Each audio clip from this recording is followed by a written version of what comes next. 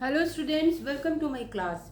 आज हम एक्सरसाइज 11.1 का क्वेश्चन नंबर 6 करेंगे। मैं क्वेश्चन नंबर 6 पढ़ रही हूँ, आप बुक निकाल लीजिए और देखते हैं इसमें क्या लिखा हुआ है। अ cord of a circle of radius 15 centimetre subtends an angle of 60 degree at the centre. एक सर्कल है जिसकी रेडियस 15 सेंटीमीटर है, उसमें एक कॉर्ड 60 डिग्री का एंगल बनाता है सेंटर पर। तो ठीक है, एक हम सर्कल बना लेते हैं। ये सर्कल है, ठीक है। सर्कल के सेंटर पर कोई कॉर्ड जो है, सपोज ये एक कॉर्ड है। क्या होता है कॉर्ड? कॉर्ड एक लाइन सेगमेंट होती है जो कि सर्कल को टू पार्ट्स में डिवाइड करती है। उसके दोनों एंड पॉइंट सर्कल के सर्कमफेरेंस पर होते हैं। दिस इज कॉल्ड कॉर्ड, ठीक है। This cord is subtending an angle of 60 degree. 60 degree का एंगल बना रही है वो। ये एंगल बन रहा है 60 डिग्री का, ठीक है। ये O है, लिख लिया हमने। AB, AB is a chord which subtends an angle of 60 degree at the center of the circle whose radius is 15 centimeter, जिसकी जो रेडियस है वो 15 सेंटीमीटर है। इसमें लिखा हुआ है find the area of the corresponding minor and major segments of the circle. जो सेगमेंट है, ये तो आपको मालूम है सेगमेंट क्या होता है, फिर से बता देती हूँ। ये सर्कल है, अगर सर्कल को हम सेंटर से इस तरह से डिवाइड करते हैं लाइक पिज्जा के पार्ट की तरह, that is called sector. But अगर कोई कॉर्ड है, कॉर्ड अगर सर्कल को डिवाइड करता है टू पार्ट्स में, तो जो ये एरिया होता है उसको कहते हैं हम सेगमेंट, ठीक है। तो ये सेगमेंट है, हमें ये माइनर सेगमेंट है, छोटा है, और ये बड़ा है, तो this is called major segment. Clear? इन्होंने कहा है कि जहां पर भी पाई आ रहा है उसकी जगह आपको 3.14 रखना है। वैसे यूजुअली हम पाई की जगह 22/7 रखते हैं, बट इसमें आपको पाई की जगह 3.14 लिखना है। √3 की वैल्यू दी हुई है 1.73। चलिए स्टार्ट करते हैं। एरिया ऑफ द सेगमेंट, आपको मालूम है एरिया ऑफ द सेगमेंट क्या होता है। एरिया ऑफ द सेगमेंट, जो कि हम माइनर सेगमेंट ले रहे हैं, एरिया ऑफ द सेगमेंट होता है, पहले हम एरिया ऑफ द सेक्टर लेते हैं, यानी area of the sector, area of the sector minus ये जो एरिया ऑफ द ट्राइंगल है, ये वाला OAB। तो सेक्टर का नाम लिख लेते हैं OAB and minus area of triangle OAB। Sector में से ट्राइंगल का एरिया माइनस कर देंगे तो ये वाला जो माइनर सेगमेंट है उसका एरिया निकल जाएगा। अब जो एरिया ऑफ द सेक्टर है वो कैसे निकालेंगे, उसका फॉर्मूला आपको मालूम है, θ/360 इंटू πr² होता है, ठीक है। But area of the triangle OAB निकालने के लिए आपको चाहिए बेस और एल्टीट्यूड। एल्टीट्यूड यानी कि 90 डिग्री का एंगल बनाते हुए ये जो हाइट होती है वो आपको चाहिए, क्योंकि एरिया ऑफ दी ट्राइंगल होता है half into base into altitude. लेकिन ना तो हमें यहाँ बेस पता है, ना या हमें इसकी एल्टीट्यूड पता है। तो सबसे पहले हमें बेस और एल्टीट्यूड पता करना होगा। तो या तो आप सेक्टर का एरिया पहले निकाल लीजिए, या फिर हम पहले इसको सॉल्व कर लेते हैं। तो हम इसका नाम रख लेते हैं C। तो आप लिखेंगे in triangle OCB, angle C क्या है, एंगल C इज 90 डिग्री है। और आपको मालूम है राइट एंगल ट्राइंगल में हम ट्रिग्नोमेट्रिक रेशियो के द्वारा कोई भी साइड निकाल सकते हैं। कैसे? आपको निकालना है बेस, मान लीजिए आपको ये निकालना है, तो ये एंगल कितने का हो जाएगा, ये वाला एंगल होगा 30 डिग्री का, है ना, क्योंकि ये पूरा 60 डिग्री का है। तो ये वाला एंगल हो जाएगा 30 डिग्री का। मैं यहाँ पर फिर से बना देती हूँ थोड़ा सा, आपको अगर वो छोटा सा लग रहा है तो ये OCB है, यहाँ पर ये 30 डिग्री का एंगल हो जाएगा, क्योंकि ये पूरा एंगल 60 का है तो ये 30 का हो, ठीक है। अब आपको क्या चाहिए, आपको चाहिए एल्टीट्यूड, यानी आपको ये चाहिए। और नोन साइड क्या है, नोन साइड ये है, क्यों, क्योंकि ये radii of these are the radii of the circle, means ये अगर 15 है तो this will also be 15 centimetre. तो ये 15 सेंटीमीटर है, ये नोन है, आपको ये चाहिए।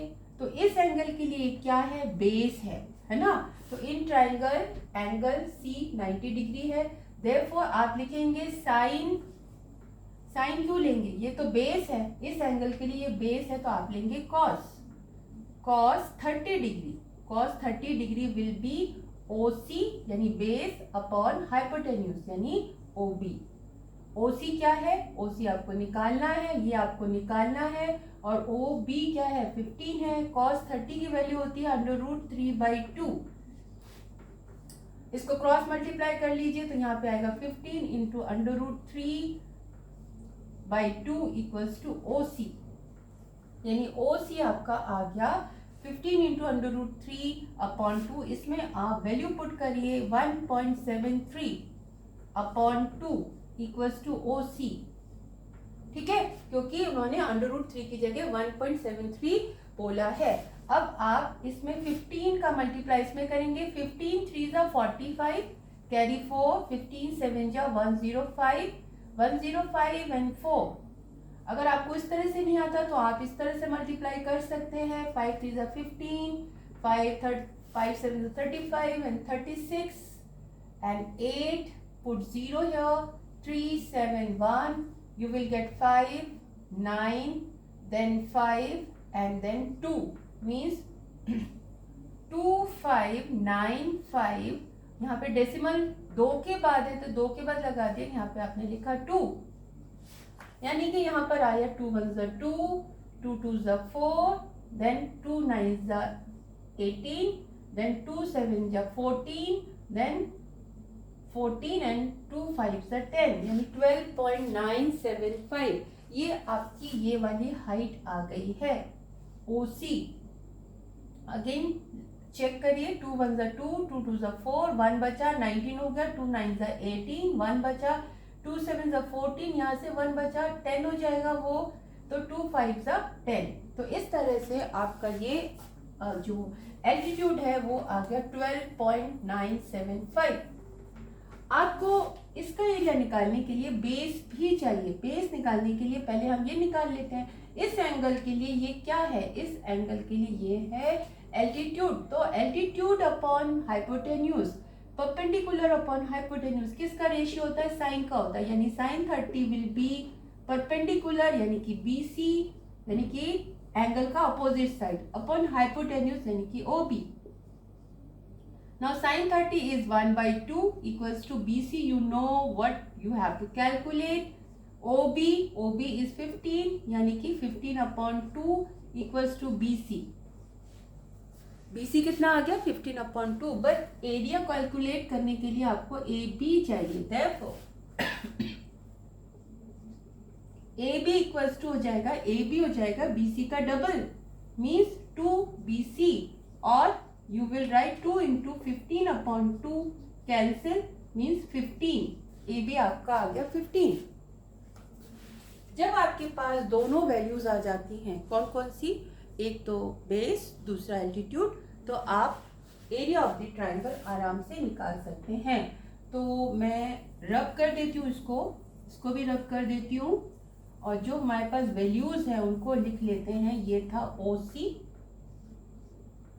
ठीक है, और ये है आपका AB। So you will write area of this sector.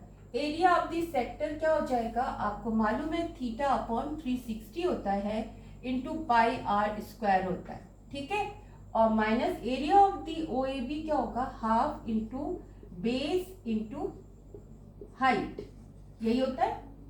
अब थीटा कितना है, theta what is theta, theta the chord the angle which the chord subtends at the center, यानी कि ये chord सेंटर पर जो एंगल बनाती है यानी कि 60 डिग्री है, फिर यहाँ पर 360 है, इंटू पाई की जगह उन्होंने कहा है 3.14 रखिए, और r क्या है, r है आपका 15 का स्क्वायर, माइनस हाफ, बेस क्या है, बेस है आपका AB, और हाइट क्या है, हाइट है OC, आपने OC लिख दिया। आप वैल्यू भी लिख सकते हैं डायरेक्टली, अगर मैं वैल्यू लिख दूं तो AB की जगह हम लिखेंगे 15 और OC की जगह हम लिखेंगे 12.975। क्वेश्चन इजी है बट कैलकुलेशन थोड़ी लेंथी है। तो अब इसमें देखिए यहाँ पर ये कैंसिल हो गया, 6 1 6, 6 6 36, यहाँ पर आ गया आपका 3.14 इंटू 2 to 5 लिख देती हूँ मैं, यहाँ पे 6 आ गया। कैंसिल भी कर सकते हैं, 3 2 6, 3 7 21, 3 5 15।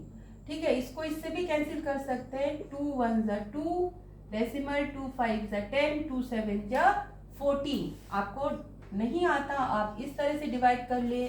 जो थोड़े से वीक स्टूडेंट्स हैं, हो सकता है डायरेक्टली डिवाइड करने पर उनसे मिस्टेक हो जाती हो, तो आप ऐसे डिवाइड करके देख सकते हैं। डेसिमल शिफ्ट किया, 1 2 5 10, 1 4 2 7 तो आ गया ना 1.57। तो इस तरह से ये आ गया है -1/2। यहाँ पर है 15 इंटू 12.975 और यहाँ पर है 1.57 इंटू 75 माइनस, यहाँ पर आप इसको कैंसिल कर सकते हैं अगर करना चाहें। तो यहाँ पर आ गया 7.5 इंटू 12.975। अब इसका इसमें मल्टीप्लाई करेंगे, इसका इसमें मल्टीप्लाई करेंगे, तब आपका आंसर आ जाएगा। तो यहाँ पर देखते हैं क्या आएगा। 1.57 और 75 को मल्टीप्लाई करेंगे, 5 7 35, 3 25 8 एंड 7। हाँ, और यहाँ पर आया 9, 35 एंड 4 9 एंड यहाँ पर आया 10। तो यहाँ पर आ गया आपका 5 7 7 1 1। ठीक है, तो यहाँ से आपका आ गया है 1117.75 माइनस, फिर इसको जब इससे मल्टीप्लाई करते हैं तो आप इसको इससे मल्टीप्लाई करके देखिए। 7.5 को 5 5 25, 35, 7 3 49, सॉरी 45 and 3 48, then 4, then 6, यहाँ पे 0 35 carry 3 49 and 3 2 5 63 and 5 8, then 6 7 2 14 and 6 20 and 9. It will make 2 1 and 13, then 7 and 9 means 9 7 3 1 2 5। और इन ऑल कितने के बाद डेसिमल लगाना, यहाँ 3 के बाद डेसिमल है, यहाँ 1 के बाद है, तो ओवरऑल 4 के बाद लगेगा, यानी कि 97.3125। ठीक है, फिर इन दोनों को अगर हम सब्ट्रैक्ट करें, सब्ट्रैक्ट करके भी मैं दिखा देती हूँ, कई बच्चों को प्रॉब्लम होती होगी। तो डेसिमल के नीचे डेसिमल रखना ना भूले। while adding or subtracting any decimals you should be careful about decimals। कैसे, डेसिमल के नीचे डेसिमल रखिए, फिर इस तरह से आप माइनस करेंगे। कई बच्चे जल्दी में माइनस करते हो, फटाफट यहाँ पे 2 5 लिख देते, नहीं, आपको यहाँ पर 0 मेंशन करना है क्योंकि यहाँ पे 0 है। फिर 5 10 में से 5 गया 5, ये 9 में से 2 गया 7, देन 4 में से 1 गया 3, देन 4, देन 0, और यहाँ 11 में से 9 गया 2। Answer will be 20.4375।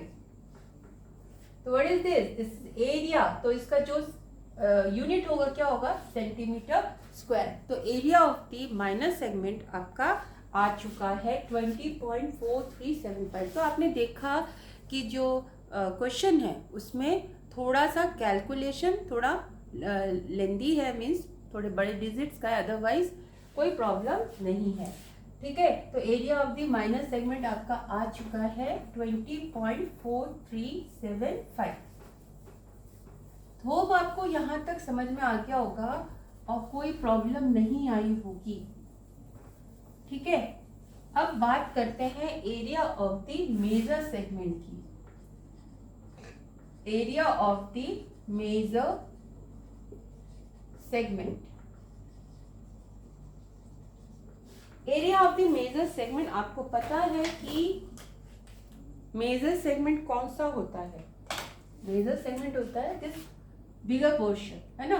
तो अगर आप पूरे एरिया में से इस पोर्शन को यानी माइनर वाले पोर्शन को माइनस कर दे तो वो आ जाएगा आपका, तो आप लिखेंगे area of the circle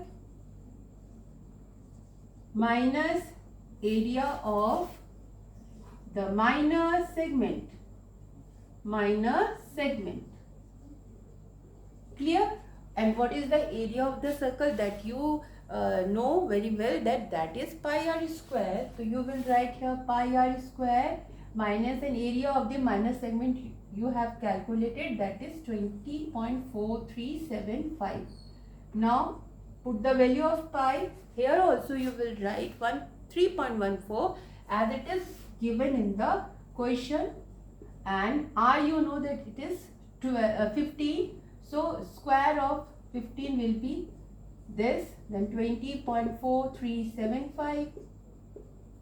3.14 square of 15 is 225 minus 20.4375. Again this is a big calculation. You have to multiply it very carefully so that answer should not go wrong.